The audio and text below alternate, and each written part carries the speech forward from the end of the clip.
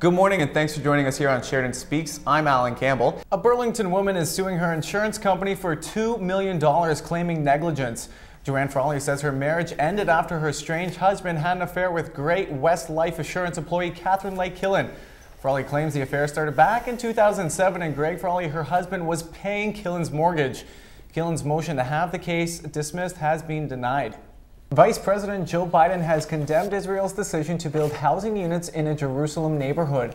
Biden, who arrived in Israel on Tuesday to promote peace talks and emphasize America's close ties with their allies, says the timing threatens the Middle East peace process. The new settlement approved by District Committee will be located in East Jerusalem. And for more information on iTrain Sports or iTrain Hockey, please visit iTrainHockey.com or iTrainSports.com to find out when they will be visiting you in your local community. In Brampton, I'm Alan Campbell. Now back to the News Center. More developments today in the case of Canadian Omar Khadr. The Supreme Court of Canada is asking the U.S. government to block the use of information gathered by Canadian officials in Khadr's trial. The evidence includes hours of videotaped interrogation of Khadr. Khadr's legal team had no idea this request was coming. His defense will file an emergency motion tomorrow asking the U.S. government to reject the Court of Canada's request. Click, print, and pay.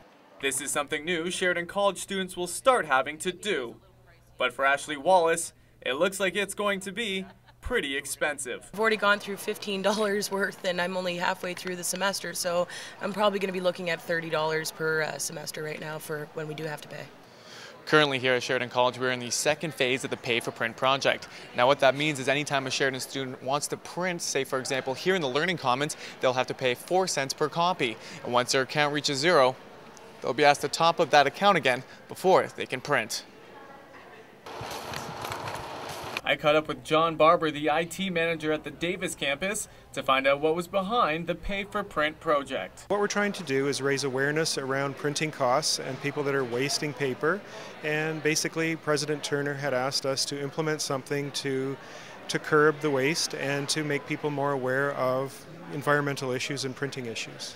So how do students feel about having to pay to print?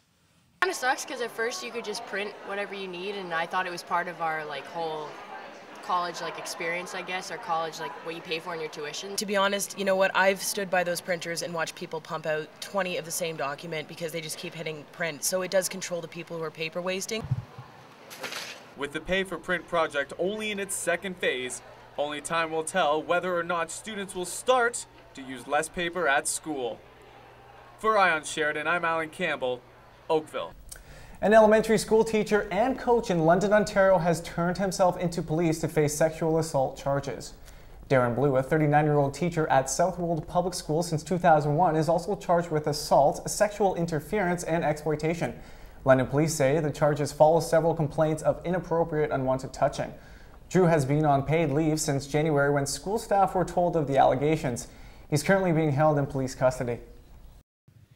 It's the first ever 3D game to be played on a television set without having to wear 3D glasses. And this year at the Vancouver 2010 Winter Olympics, many people from all over the world will get their chance to play. A Canadian couple was shot and wounded Tuesday in a robbery attempt at a Mexican resort. The couple was cycling outside the hotel zone of Iztapa when an armed man attacked them. The gunman opened fire after the pair resisted. Usually, this is the time of year when Dave Maliniak renews his Ontario Hockey League season tickets. But this year seems to be a different story. As a season ticket holder, this year I will not be renewing my seats for next year. The way the economy is going, my family's money is just going to be focused on things around the house and things for the kids. In fact, this season, 12 of 20 teams' attendance figures actually went down compared to last year. The hardest hit? The Plymouth Whalers with an 11.32% decrease. And now with the economy affecting everyone, teams will have a harder time trying to fill seats. London Knights general manager Mark Hunter was quoted as saying he looks at the average cost of a season ticket around the league to make sure his tickets remain affordable for his fans. The cost for two people to come and see an Ontario Hockey League game here at the Hershey Centre runs anywhere between $30 to $40, not to mention the price for season ticket holders. But with today's economic uncertainty, what are teams doing to ensure that these will not be burning a hole in your wallet. It's very tough just to find somebody off the street who's going to buy the 34 game full pack. Our goal is to get them into a smaller package, introduce them to the team, come out a few times, enjoy the game, enjoy the atmosphere, and then over the span of 2-3 years, move them through the packages eventually into a full game pack.